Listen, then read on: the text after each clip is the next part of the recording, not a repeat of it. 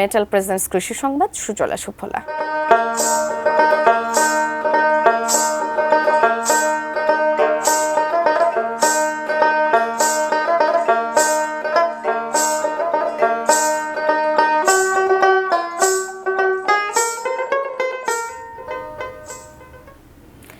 দ্বীপ জেলা ভোলার চরাঞ্চলে এবার শিমের বাম্পার ফলন হয়েছে।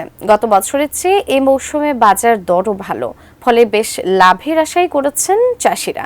ভোলা থেকে মোহাম্মদ ফরিদুল ইসলামের তথ্য, ছবিতে ডেস্ক রিপোর্ট।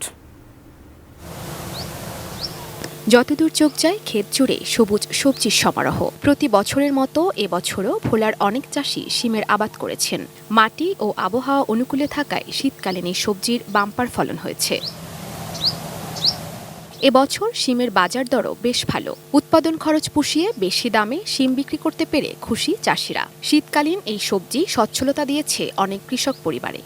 বর্তমানে 15,000 টাকা খরচ গেছে, 5 ঘন্টা সিম করছি, করে 30 বেচছি। বেশি এবার সপ্তাহ বাদে আবার ওষুধ দিতে আসি। এর সামনে আরো বেচার আশা ভরসা ইনশাল্লাহ আছে। পোকামাকড় কম, দাম অনেক বেশি। এবার যেই কন্ডিশন গাছের দেয়া যায়, এতে মনে করেন আমরা যেই দাম থাই, তাইলে মনে করেন আমরা কিছু লাভবান বুঝতে পারুন। ভোলায় এবছর শিমের আবাদের লক্ষ্যমাত্রা ছিল 1350 হেক্টর। আবাদ হয়েছে লক্ষ্যমাত্রা ছাড়িয়ে আরও 300 হেক্টর বেশি জমিতে, যা থেকে 30,186 মেট্রিক টন ফলন পাবার আশা করা হচ্ছে। কৃষি বিভাগ তাদেরকে কারিগরি পরামর্শ দিয়ে যাচ্ছে, তাদেরকে প্রশিক্ষণের আওতায় এনে শিম উৎপাদন কলা কৌশল সম্পর্কে বিস্তারিত ধারণা দেওয়া হয়েছে।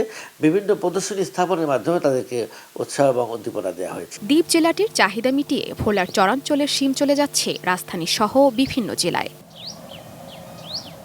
Ishrat lima, desk report, ATN news.